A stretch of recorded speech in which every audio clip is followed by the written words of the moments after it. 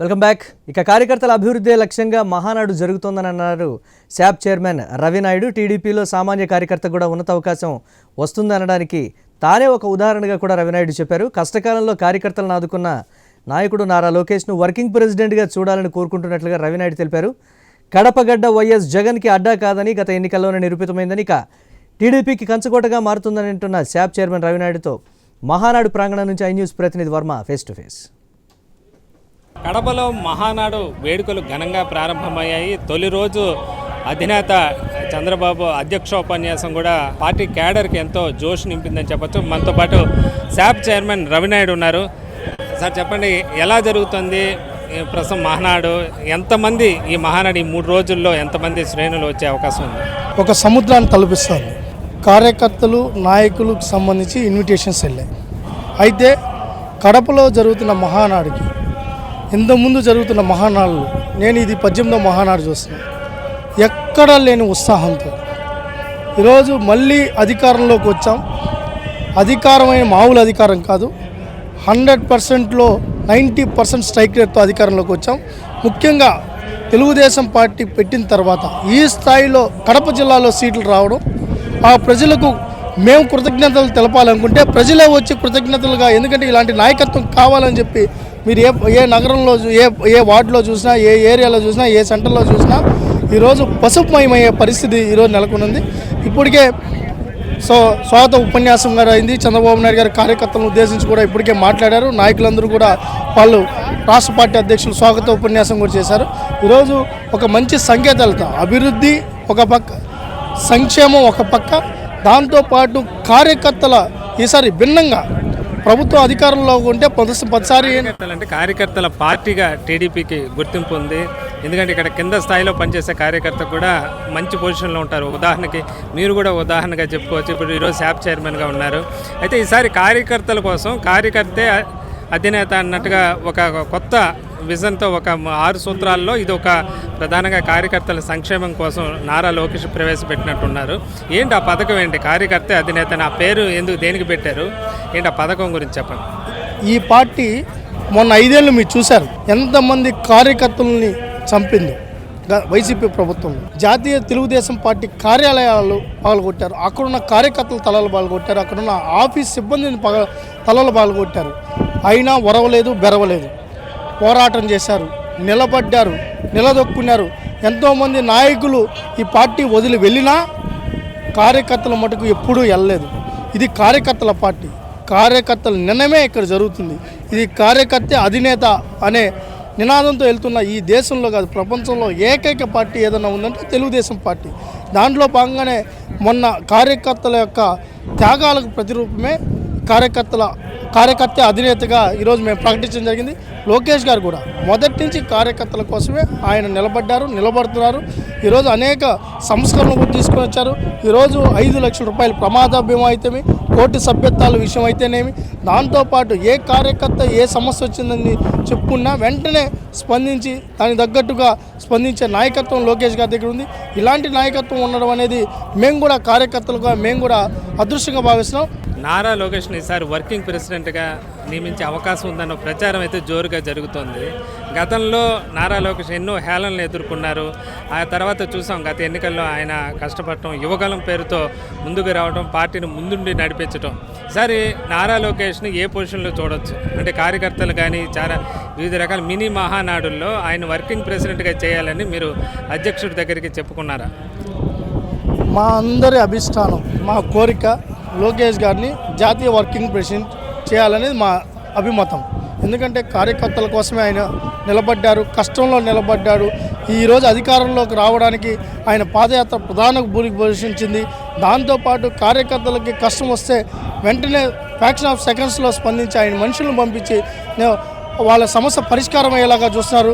సంక్షేమ నిధిని ఏర్పాటు చేశారు. ఒక పక్క ఎన్టీఆర్ ట్రస్ట్ ద్వారా అనేక సేవలు అందిస్తున్నారు. ఇలాంటి నాయకత్వాన్ని కోరుకోవడంలో తప్పులేదు కదా. కడప గడ్డ మీద ఏమనుకున్న ప్రతిపక్షాలు పర్వాలేదు, ఇక్కడ ఇక నుంచి తమ పట్టు కడపలోనూ రాయలసీమలోనూ కొనసాగిస్తామని కూడా చెప్తున్నారు. ముఖ్యంగా కార్యకర్తలే ప్రధాన ఎజెండాగా ఈ మహానాడు జరుగుతోందని, కార్యకర్తల సంక్షేమం కోసం నారా లోకేష్ ప్రత్యేక చర్యలు చేపడుతున్నారు. అందులో భాగంగానే ప్రత్యేక పథకాలు కూడా ప్రకటించడం జరుగుతోందని కూడా చెప్తున్నారు. భవిష్యత్తులో కూడా కార్యకర్తలు అండగా ఉంటామన్న భరోసా ఈ మహానాడు ఇస్తుందని రవినాయుడు చెప్తున్న పరిస్థితి అయితే ఉంది. ఇది మహానాడు దగ్గర ఉన్న ఈ కోలాహలం పరిస్థితి. కెమెరామ్యాన్ రాజేష్తో వర్మ, ఐ న్యూస్, కడప. ఇక మహానాడులో రక్తదాన శిబిరం ప్రారంభమైంది. రక్తదాన శిబిరంలో కార్యకర్తలు భారీ ఎత్తున పాల్గొని రక్తదానం చేశారు. తమ పేర్లను రిజిస్ట్రేషన్ చేయించుకొని వచ్చి రక్తదానం ఇస్తున్నారు కార్యకర్తలు. దీనిపై మరింత సమాచారం ఐ న్యూస్ ప్రతినిధి కాంతి అందిస్తారు. మహానాడు కార్యక్రమం అట్టహాసంగా ప్రారంభమైంది. మహానాడులో ప్రతి ఏటా జరిగేటువంటి రక్తదాన శిబిరం కూడా ప్రారంభం చేయడం జరిగింది. జాతీయ అధ్యక్షులుగా ఉన్నటువంటి నారా చంద్రబాబు నాయుడు ఇక్కడ ఏదైతే మహానాడు ప్రాంగణంలోకి ఎంటర్ అవగానే ఆయన రిజిస్ట్రేషన్ చేసుకున్నారు. ముందుగా రిజిస్ట్రేషన్ చేసుకున్న తర్వాత ఫోటో గ్యాలరీని తిలకించారు. అక్కడ నుంచి రక్తదాన శిబిరం ఏదైతే ఉచిత వైద్యశాల ఏర్పాటు చేశారో, ఉచిత వైద్యశాలతో పాటుగా ఉచిత వైద్యశాలలోనే ఎన్టీఆర్ మెమోరియల్ ట్రస్ట్ ఆధ్వర్యంలో రక్తదాన శిబిరాన్ని కూడా ఏర్పాటు చేయడం జరిగింది. ఈ రక్తదాన శిబిరంలో భారీగా ఇక్కడికి వచ్చినటువంటి మహానాడుకు వచ్చినటువంటి కార్యకర్తలంతా కూడా రక్తదానం చేసేదానికి ఏర్పాట్లు అయితే చేశారు. మొత్తంగా అన్ని బెడ్స్ కూడా రక్తదానం చేసే దాతలతోటి కిటకిటలాడుతున్న పరిస్థితి ఉంది. ఇక్కడ ఎవరైతే రిజిస్ట్రేషన్ చేసుకుని లోపలికి వచ్చిన తర్వాత రక్తం ఎవరైతే ఇస్తున్నారో వారందరికీ కూడా అప్రిషియేషన్ సర్టిఫికెట్ని కూడా అందిస్తున్నారు. అప్రిషియేషన్ సర్టిఫికెట్తో పాటుగా బ్లడ్ ఇచ్చిన వారికి ఏ గ్రూపు ఏంటి అనే దానికి సంబంధించినటువంటి వివరాలన్నింటినీ కూడా అందచేయడం జరుగుతూ ఉంది. అలాగే వచ్చిన వారందరికీ కూడా ఈ బ్లడ్ తీసుకోవడం అనేది ఆనవాయితీగా వస్తుంది. ప్రతి ఏడాదిలాగే ఈ ఏడాది కూడా రక్తదాన శిబిరంలో రక్తాన్ని ఇచ్చేందుకు పెద్ద సంఖ్యలో కార్యకర్తలు వస్తూ ఉన్నారు. చెప్పండి, మీరు బ్లడ్ డొనేషన్ చేశారు ఎన్నోసారి ఇది మీరు రావడం, ఇక్కడికి రావడం ఎన్నోసారి, మహానాడులో బ్లడ్ డొనేషన్ చేయడం అనేది ఎందుకు చేశారు? మహానాడుకు ఇచ్చేసిన ప్రజానీకానికి అందరికీ నా హృదయపూర్వక నమస్కారాలు తెలియజేస్తున్నాను. మహానాడులో 9వ మహానాడుకు నేను అటెండ్ కావడం జరిగింది. బ్లడ్ డొనేషన్ 28 సార్లు చేశాను. ఇది నా 28వ రక్తదానం డొనేట్ చేయడం జరిగింది. మహానాడులో 7వ డొనేషను 9 సార్లలో 2 సార్లు ఇవ్వలేదు. ఇది నా 28వ రక్తదాన శిబిరం. ఈ మహానాడు కార్యక్రమానికి విచ్చేసిన ప్రతి ఒక్కరికి, నలు ప్రాంతాల నుంచి విచ్చేసిన ప్రతి ఒక్కరికి హృదయపూర్వక ధన్యవాదాలు తెలియజేస్తున్నాము. 3 రోజులు జరిగే ఈ పండుగను అందరూ కలిసి జయప్రదం చేయవలసిందిగా కోరుచున్నాము. మాది బద్వేలు నియోజకవర్గం కొత్తూరు గ్రామం నుంచి రితీష్ రెడ్డి గారి ఆధ్వర్యంలో మేము ఇక్కడికి ఇచ్చేసి ఉన్నాము. మా బద్వేలు నియోజకవర్గం నుంచి వేలాది సంఖ్యలో అందరూ కూడా పాల్గొనడం జరిగింది. రక్తదాన శిబిరంలో కూడా యువకులు, ఉత్సాహవంతులు అందరూ కూడా రక్తదానం చేయడం జరిగింది. ఎప్పట్లాగే ఈ పండుగ వాతావరణం కడపలో మరింత ఉధృతంగా మహాసముద్రంలో జనసముద్రం అంతా ఏర్పడడం జరిగింది. ప్రతి సంవత్సరం మహానాడు విజయవంతం చేసిన విధంగా కడపలో కూడా జయప్రదం చేయవలసిందిగా ప్రతి ఒక్క కార్యకర్తకు అందరికీ తెలియజేస్తున్నాము. ఈ రక్తదాన శిబిరంలో మహానాడులో తెలుగు యువతలు, కార్యకర్తలు అందరూ పాల్గొని రక్తదానం చేసి ప్రతి ఒక్కరికి ప్రాణం కాపాడవలసిందిగా కోరుచున్నాము. జై తెలుగుదేశం, జై చంద్రబాబు నాయుడు, జోహార్ ఎన్టీఆర్. ఎన్టీఆర్ మెమోరియల్ ట్రస్ట్ ఆధ్వర్యంలో జరుగుతున్నటువంటి ఈ రక్తదాన శిబిరానికి సంబంధించినటువంటి విజువల్స్ మనం చూస్తున్నాం ప్రస్తుతం. ప్రతి ఒక్కరూ కూడా ఇక్కడికి వచ్చి పేరు నమోదు చేసుకున్నటువంటి ప్రతి కార్యకర్త రక్తదానం చేసినట్లయితే ఆపదలో ఉన్న ప్రతి ఒక్కరిని కూడా ఆదుకునేందుకు రక్తం అనేది చాలా అవసరం కాబట్టి రక్తదాన శిబిరాన్ని ఏర్పాటు చేసినట్లుగా చెప్తూ ఉన్నారు. అలాగే ఎన్టీఆర్ మెమోరియల్ ట్రస్ట్ ఆధ్వర్యంలో ఈ రక్తదాన శిబిరంని ఏర్పాటు చేయడం జరిగింది. ఇక్కడ నుంచి రక్తం అంతా కూడా సేకరించి ఎంత రక్తం సేకరించారు, అలాగే ఈ మహానాడులో ఎంత ఏదైతే చేసినటువంటి కార్యక్రమాలు ఉన్నాయో వాటిలన్నిటికీ సంబంధించినటువంటి పర్యవేక్షణ అంతా జరుగుతోంది. దాదాపుగా ఇంకొక 2 రోజుల పాటు, ఈ మహానాడు ఈరోజు మొదటి రోజు కాబట్టి ఇంకొక 2 రోజుల పాటు జరిగేటువంటి కార్యక్రమానికి సంబంధించి పెద్ద ఎత్తున ఈ రక్తదానం అనేది చేపడుతున్న పరిస్థితి ఉంది. అయితే ప్రస్తుతం ఇక్కడంతా కూడా యూత్ పెద్ద సంఖ్యలో రక్తదానం చేసేందుకు ఇక్కడికి వస్తూ ఉన్నారు. వచ్చిన వారంతా కూడా తమకు సంబంధించినటువంటి బ్లడ్కి సంబంధించినటువంటి డీటెయిల్స్ అన్నిటినీ ఇచ్చి రక్తదానం అయితే చేపడుతున్న పరిస్థితి ఉంది. అయితే ప్రతి దానికి సంబంధించి అయితే ఇక్కడ అంటే ప్రత్యేకంగా ఎన్టీఆర్ పుట్టినరోజు సందర్భంగా జరిగేటువంటి ఈ మహానాడు కార్యక్రమంలో 25వసారి బ్లడ్ డొనేట్ చేస్తున్నటువంటి ఆయన ఉన్నారు. సార్ చెప్పండి, ఎక్కడి నుంచి వచ్చారు సార్ మీరు? అలాగే బ్లడ్ డొనేషన్ అనేది మహానాడులో చేయడం ఎంతవరకు, అంటే ఎందుకు ఈ బ్లడ్ డొనేషన్ అనేది చేస్తూ ఉన్నారు? ఎందుకు మీకు అంత ఇంట్రెస్ట్? సేవాభావంతో చేస్తున్నారమ్మా, ఇంకొకరికి ఉపయోగపడుద్దని ఇవ్వటమే. ప్రతి మహానాడులో ఇస్తుంటానమ్మా.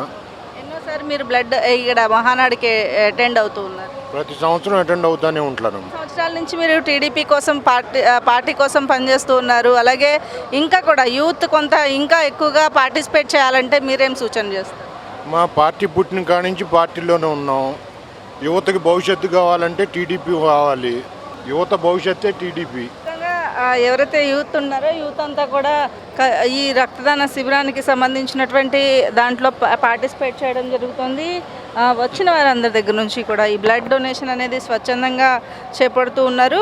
ఇక్కడికి వచ్చిన ప్రతి ఒక్కరూ కూడా స్వచ్ఛందంగా వారి బ్లడ్ని అయితే ఇస్తున్న పరిస్థితి ఉంది. ప్రస్తుతం మనం చూస్తున్నాము బ్లడ్ డొనేషన్ క్యాంప్లో భారీగా వచ్చిన వారంతా కూడా బ్లడ్ డొనేట్ చేయడానికి వస్తున్నారు. చెప్పండి, మీ పేరేంటి, ఎక్కడి నుంచి వచ్చారు, బ్లడ్ డొనేషన్ ఎన్నిసార్లు చేస్తారు?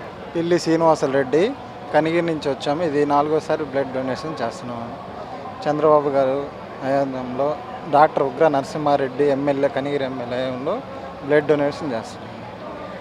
కనిగిరి నుంచి వచ్చారట వీరు ఈ బ్లడ్ డొనేషన్ చేయడానికి. అలాగే బ్లడ్ డొనేషన్కి సంబంధించి ఏర్పాట్లన్నీ కూడా చేపట్టడం జరిగింది. ప్రతి ఏడాది ఈ మహానాడు ప్రాంగణంలో బ్లడ్ అనేది డొనేట్ చేస్తూ ఉన్నారు. ఆ బ్లడ్ డొనేషన్ అంతా కూడా తీసుకువెళ్ళి ఎవరైతే అవసరం ఉందో వారందరికీ కూడా ఈ రక్తదానాన్ని చేయడం అనేది జరుగుతుంది. అలాగే బ్లడ్ డొనేషన్కి సంబంధించినంత వరకు కూడా ఇక్కడ ఏదైతే వచ్చిన వారంతా కూడా యూత్ ముఖ్యంగా బ్లడ్ డొనేట్ చేసేందుకు ముందుకు వస్తూ ఉన్నారు. ప్రత్యేకంగా ఏర్పాటు చేసినటువంటి ఈ బ్లడ్ డొనేషన్ని బ్లడ్ అంతా కలెక్ట్ చేసిన తర్వాత ఎన్టీఆర్ ట్రస్ట్ ఆధ్వర్యంలో అవసరం ఉన్న ప్రతి ఒక్కరికి కూడా ఈ బ్లడ్ అనేది డొనేట్ చేయడం జరుగుతూ ఉంది. అయితే ఈ మహానాడులో ప్రత్యేకంగా మహానాడుకి సంబంధించినంత వరకు కూడా ప్రతి ఏడాదిలాగే ఈ ఏడాది కూడా మహానాడులో ఏర్పాటు చేసినటువంటి బ్లడ్ డొనేట్ చేసేందుకు టీడీపీ కార్యకర్తలు పెద్ద సంఖ్యలో బ్లడ్ డొనేషన్ క్యాంప్కి చేరుకుంటూ ఉన్నారు. కెమెరా పర్సన్ కిషోర్తో మహానాడు ప్రాంగణం నుంచి.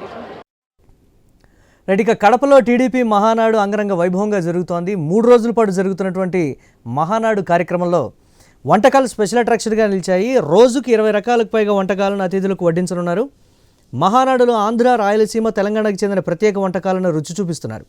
ఈసారి మహానాడులో శాకాహారంతో పాటు మాంసాహారం కూడా వడ్డించనున్నారు. వంటలపై మరింత సమాచారం మహానాడు నుంచి ఐ న్యూస్ ప్రతినిధి వర్మ అందిస్తారు. నగరంలో మహానాడు అంగరంగ వైభవంగా జరుగుతోంది.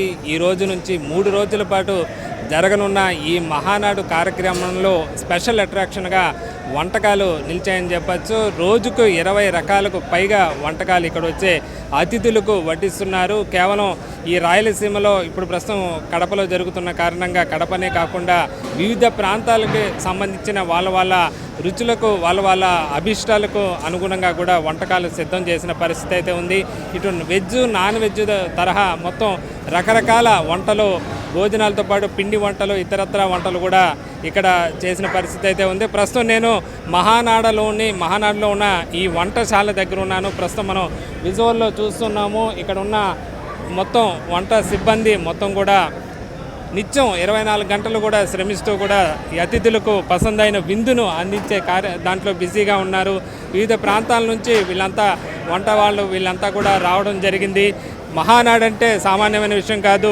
రోజు లక్షలాదిగా ఇక్కడ అతిథులు వస్తూ ఉంటారు. దీంతో అంత పెద్ద స్థాయిలో వంటలు అందించి వాళ్ళకి తృప్తికరంగా భోజనం అందించడం అంటే మాటలు కాదు.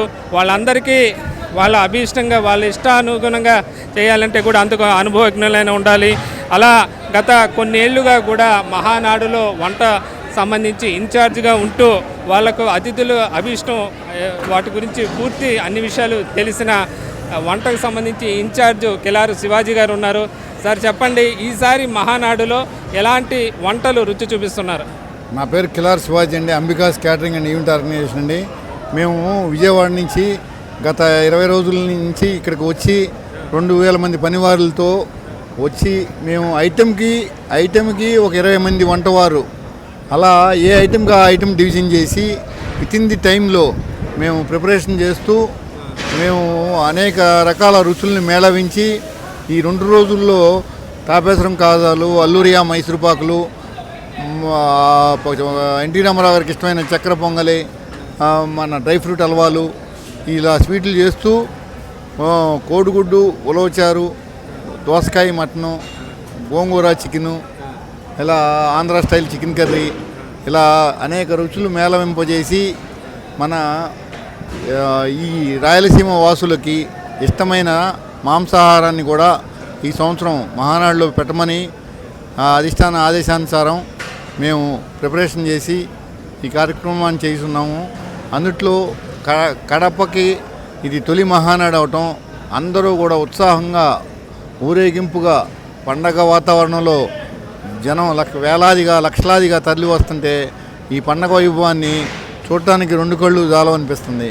అలాంటి ఈ మహానాడు పండుగలో ఎంతమంది సిబ్బంది ఉన్నారు సార్? మొత్తం ఈ వంటకాలు చేయాలంటే ఇప్పుడు లక్షల్లో ఇక్కడ జనాలు వస్తుంటారు, రోజుకు 1,00,000 మంది దాకా వడ్డించాల్సిన పరిస్థితి ఉంటుంది. మేము 2,500 మంది సిబ్బంది ఉన్నామండి. 2,500 మంది. ఆఖరి రోజున 1,50,000 మందికి వరకు ఉదయం నుంచి సాయంకాలం వరకు వండమని ఆర్డర్ వేశారు. అలాగే మేము రాత్రిపూట పార్సిల్స్ వివిధ వర్ణాలకి వేరే వాళ్ళకి ఇచ్చి వారిని కూడా ప్రిపరేషన్ చేయమని చెప్పడం వల్ల అందరికి కూడా ఆ చివరి మనిషి వరకు ఆకలితో లేకుండా కార్యక్రమాన్ని దిగ్విజయం చేయాలని అధిష్టాన ఆదేశానుసారం ముందుకెళ్తున్నామండి.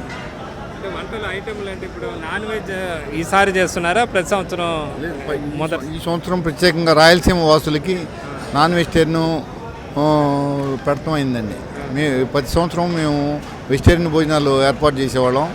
రాయలసీమ వాసులకి ప్రత్యేకంగా వారు ఈ రాగి సంగట్లు, ఈ నాటుకోళ్ళు ఈ తినటం అలవాటు కాబట్టి వీరి కోసం ప్రత్యేకంగా నాన్ వెజిటేరియన్ పెడతామైంది. అంటే మీరు చెప్పిన 2,500 మందిలో అటు తెలంగాణ ప్రాంతం, ఇటు ఉత్తరాంధ్ర, ఆంధ్ర అందరూ ఉన్నారా? అందరూ కలిపా? మాకు ఎక్కువ మా ఈ కృష్ణా గుంటూరు జిల్లాల వారికి వంటల్లో నైపుణ్యం ఎక్కువ అండి. ఈ వంట వారందరూ కూడా మేము అక్కడి నుంచి తరలి వచ్చామండి. విజయవాడ నుంచి తరలి వచ్చి దాన్ని ఏర్పాట్లు వచ్చిన మిగతా ప్రాంతాలకి ఎలాగా వాళ్ళకి ఎలాంటి ఇష్టపడతారో అన్ని రకాలు కూడా మేము మేళవించి ఎక్కడ ఏంటి జరుగుతుందనేది మేము ఎప్పుడు కూడా ఆ పనిలో నిమగ్నమై ఉంటాం కాబట్టి నిరంతరం మేము ఆ క్రియలో మేము బాగా నిష్ఠాతులం అయ్యి ముందుకెళ్తున్నామండి. అంటే గతంలో ఎన్టీఆర్ ఉన్నప్పుడు కూడా మీరు ఈ కార్యక్రమాల్లో చేసేవాళ్ళు? నేను తెలుగుదేశం అభిమానిగా మహానాళ్ళకి మాకున్న టెంపో ట్రావెలర్ వ్యాన్లకు మైకులు కట్టుకుని మేము ఎక్కడ కర్నూలులో జరిగినా, రాజమండ్రిలో జరిగినా, ఎక్కడ జరిగినా మహానాళ్ళకి వెళ్తూ అదొక పండగలాగా ఊరేగింపుగా చేసేవాళ్ళం. తర్వాత ఆ పార్టీకి కార్యకర్తలకి భోజనాలు పెట్టే సేవగా కలగటం మా పూర్వజనం సుకృతం అనుకుంటే. ఎన్టీఆర్ ఇష్టపడే ఇంతకు ముందు మీరు చెప్పారు చక్కెర పొంగల్ ఏదో చెప్పున్నారు. ఆయన ఏమేమి ఇష్టపడేవాళ్ళు ఎన్టీఆర్? అంటే ఎన్టీఆర్ ఉన్నప్పటి నుంచి కూడా ఈ మహానాడులో ఆయన భోజన ప్రియుడు కాబట్టి వచ్చే అతిథులకు కూడా తనలాగే తృప్తిగా పంపించాలనే ఆలోచన ఉంటుంది. ఆయన ఏమి ఇష్టపడేవాళ్ళు? ఆయన మేము ప్రత్యేకంగా ఆయన ముందు మేము చూడకపోయినా కానీ మాకు ఏం చెప్పేవారంటే, మాకు ఆయన బాగా భోజన ప్రియుడు, ఆయన అతిథులకి మర్యాద చేసి అన్ని రకాల రుచులను చూపించి ఆయన చేయటం అనేది ఆయన అలవాటు. ఆ అలవాటుని ఈ మహానాడు పండుగలో ఆయన్ని స్మరించుకుంటూ ఈ సందర్భంగా మనం చేయాలి అని చెప్పి మాకు అధిష్టానం చెప్పడం జరిగింది. అంటే మొత్తం ఇప్పుడు మార్నింగ్ టిఫిన్ కానీ మధ్యాహ్నం భోజనం కానీ, సాయంత్రం స్నాక్స్ కానీ, రాత్రి భోజనం కానీ, అంటే పిండి వంటలు అంటే ఎలాంటి వెరైటీలు ఉన్నాయి చెప్పండి. మేము పొద్దున పూట నోరు తీపితో కార్యకర్త బయలుదేరాలని చెప్పి మేము పొద్దున పూట కేసర్లు, జిలేబీలు అలాంటి రకాలు మార్నింగ్ పెట్టి కార్యకర్తలకి అక్కడి నుంచి ఇడ్లీ, వడ, మైసూర్ బజ్జీ, టమోటా బాతు, పొంగలు ఇలాంటివన్నీ కూడా సాంబార్తో మిళితం చేసి మేము పొద్దునపూట టిఫిన్లు, కార్యకర్తలకి మధ్యాహ్నం లంచి, దూర ప్రాంతాల నుంచి వచ్చిన వారికి రాత్రిపూట డిన్నరు, ఈ ఏర్పాట్లు.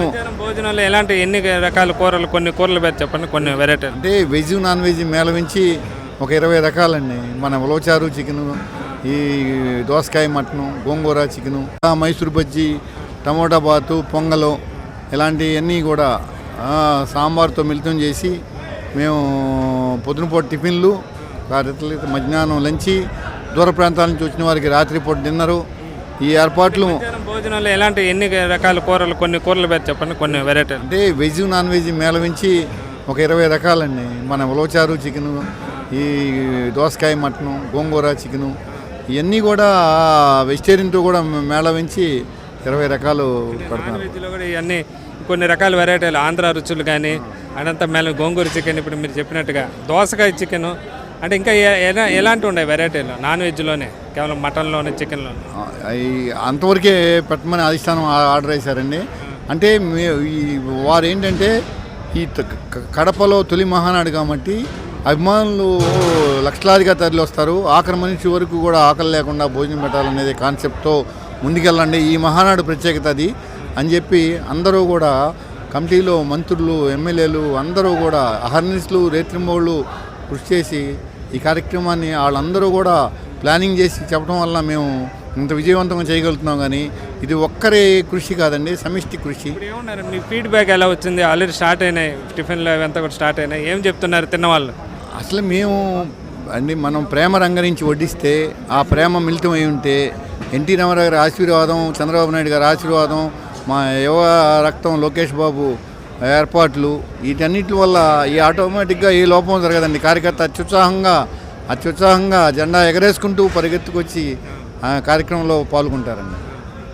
ఇక్కడ చెప్తున్నారు ఆయన, శివాజీ గారు కూడా చెప్తున్నారు, గత కొన్ని ఏళ్ళుగా కూడా ఆయన ఏదైతే మహానాడులో దీనికి సంబంధించిన అన్ని కార్యక్రమాలు చూసుకుంటూ వెళ్తున్నారని చెప్పచ్చు. రకరకాల వెరైటీలు ఇక్కడ అందుబాటులో ఉంచడం కూడా జరిగింది. దానికి సంబంధించి ఆంధ్ర రుచులతో పాటు అటు తెలంగాణకు సంబంధించివి కానీ, ఇటు ఉత్తరాంధ్రకి ఇష్టమైనవి కానీ, ఇటు ముఖ్యంగా రాయలసీమలో ఈసారి కడపలో మహానాడు జరుగుతుండడంతో రాయలసీమలో ఎక్కువగా చికెన్ ప్రియులు కానీ మాంసాహార ప్రియులు ఎక్కువగా ఉన్న నేపథ్యంలో దానికి తగ్గట్టుగా కూడా వివిధ రకాల వంటలు, నాన్ వెజ్ వంటలు కూడా సిద్ధం చేసిన పరిస్థితి అయితే ఉంది.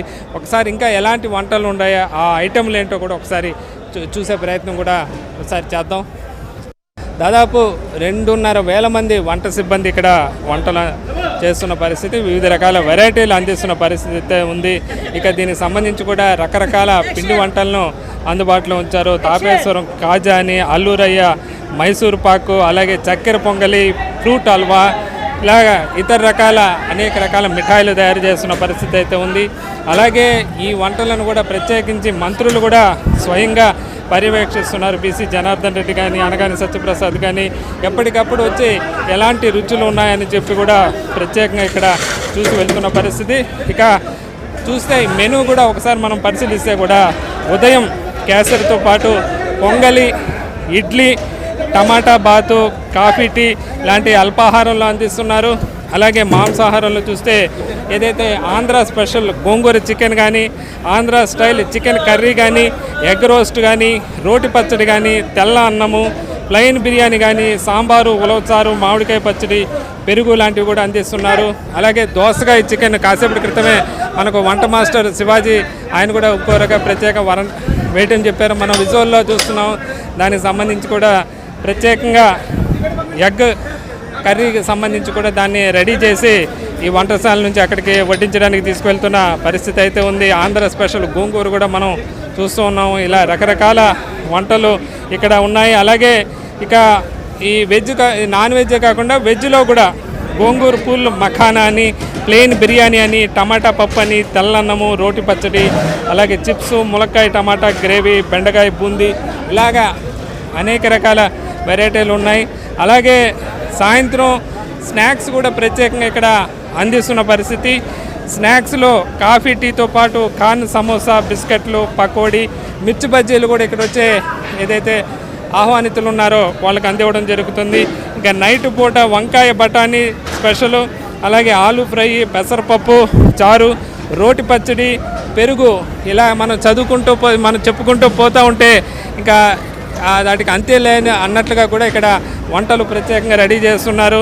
మొత్తం రోజుకి తొలి 2 రోజుల పాటు 1,00,000 మందికి, అంటే 1,00,000 పైగా, 1,00,000 నుంచి 1,50,000 మందికి, అలాగే 3వ రోజు బహిరంగ సభ ఉన్న నేపథ్యంలో దాదాపు 3 నుంచి 4 లక్షలు పైగా వస్తారన్న అంచనా నేపథ్యంలో దాదాపు 4 నుంచి 5 లక్షల మందికి వడ్డించేందుకు అన్ని రకాల ఏర్పాట్లు చేస్తున్నారు. దాని కాకుండా ఇక్కడ వడ్డించే కేంద్రాలే కాకుండా బయట కూడా ప్రత్యేకంగా ఫుడ్ కోర్టులు కూడా పెట్టి కూడా వాళ్ళ ఆకలిని తీస్తున్న పరిస్థితి అయితే ఉంది. ఇలాగా మహానాడులో వంటలకు సంబంధించి ఒక ప్రత్యేక సెక్షనే ఉంది. ప్రత్యేకించి మంత్రులు స్వయంగా పర్యవేక్షిస్తూ ఇక్కడ ఎలా ఉన్నాయి రుచులు, ఎన్ని వెరైటీలు కూడా స్వయంగా పర్యవేక్షిస్తున్నారు. ఇక్కడ వచ్చిన ఆహ్వానితులందరూ కూడా కడుపు నిండా తింటూ కూడా ఇక్కడ నుంచి వెళ్ళే ఏర్పాట్లు అయితే చేస్తున్నారు. ఇది మహానాడులో వంటశాల దగ్గర తాజా పరిస్థితి. కెమెరామ్యాన్ రాజేష్తో వర్మ, ఐ న్యూస్, తిరుపతి.